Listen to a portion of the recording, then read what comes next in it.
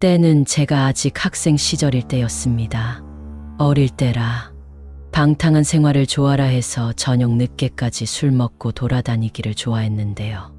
어느 날 친구들과 함께 바다에 놀러 가게 되었고 거기에 있는 민박을 잡고서 친구들과 술을 먹게 되었어요.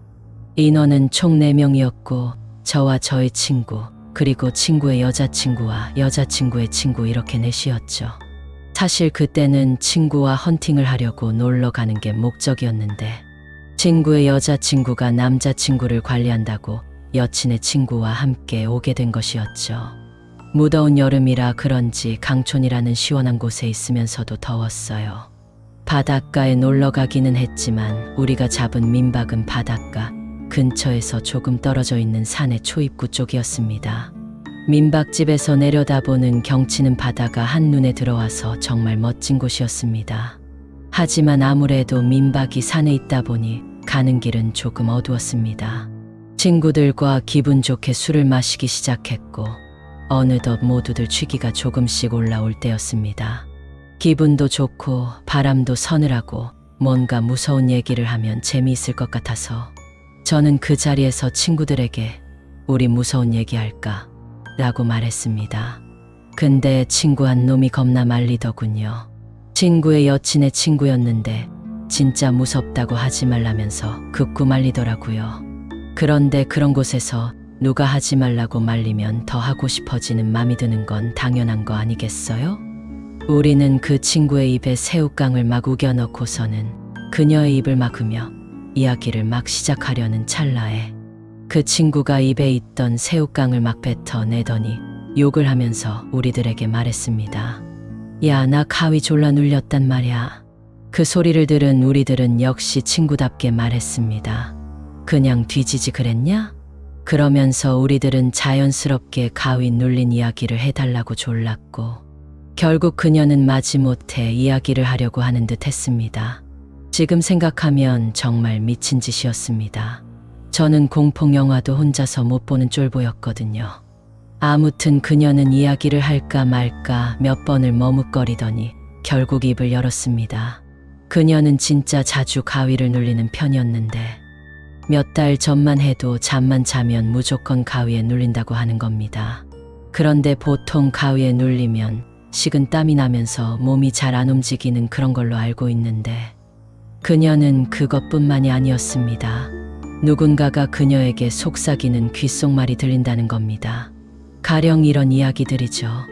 야, 저년 지금 잔다 자. 그리고 키득거리는 웃음소리와 알 수 없는 외계어 같은 소리가 들린다고 합니다. 때로는 갓난 아기가 우는 소리와 함께 섞여서 들리는 낄낄거리며 웃는 소리. 눈을 떠보면 천장만 보이고 몸과 고개는 돌아갈 수 없는 상태였다고 합니다. 온몸에 식은 땀이 줄줄 흐르고 어떻게든 깨어나려고 하지만 그럴 때마다 계속해서 들려오는 귓속말이 들렸다고 합니다. 때로는 더 강렬하고 선명한 목소리와 소름 끼치는 웃음소리들이 선명하게 들렸다고 합니다. 그렇게 몇 달을 가위에 눌리면서 지내다 보니 잠도 잘 못 자게 되고 항상 피곤하고 기운이 없었고 그녀의 눈에는 항상 다크서클이 장착되어 있었다고 합니다.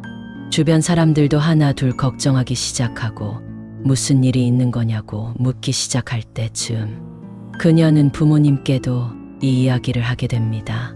그녀의 부모님은 하나밖에 없는 딸아이가 너무 걱정돼서 용하다는 무당에게 부적을 하나 써왔다고 합니다.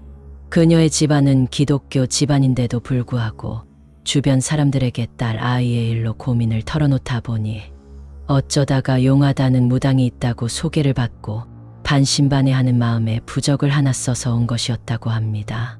그리고 그 부적을 그녀에게 전해주면서 당부한 말이 있다고 합니다. 혹시라도 가위에 눌리게 된다면 어떻게든 힘을 써서 이 부적을 베개 밑으로 넣어야 한다는 것이었습니다. 그리고 또 다시 밤은 찾아왔고 언제나 그랬듯 그녀는 잠을 청했습니다. 그런데 부적을 받은 지 얼마나 됐다고 그날도 어김없이 가위에 눌리게 되었다고 합니다. 그런데 웬 아저씨 목소리가 들려왔습니다. 아주 선명한 목소리였죠.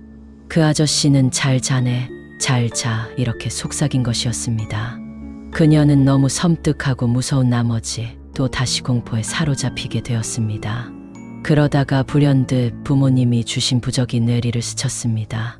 침대 바로 옆에 있던 테이블에 부적을 놔뒀었는데 어떻게든 그 부적을 손에 쥐려고 안간힘을 썼고 결국 그 부적을 손에 쥐고 베개 밑으로 부적을 넣었다고 합니다. 그리고 나서는 그 아저씨의 목소리도 안 들렸다고 합니다.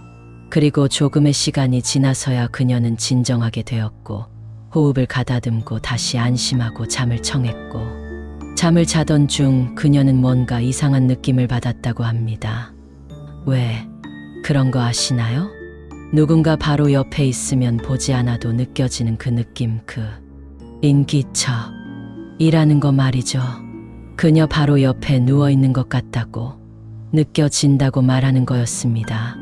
그 얘기를 들은 우리 셋은 온몸에 털이 섰습니다. 그리고 그날 밤 우리들 중 제대로 잠을 잔 사람은 하나도 없었습니다.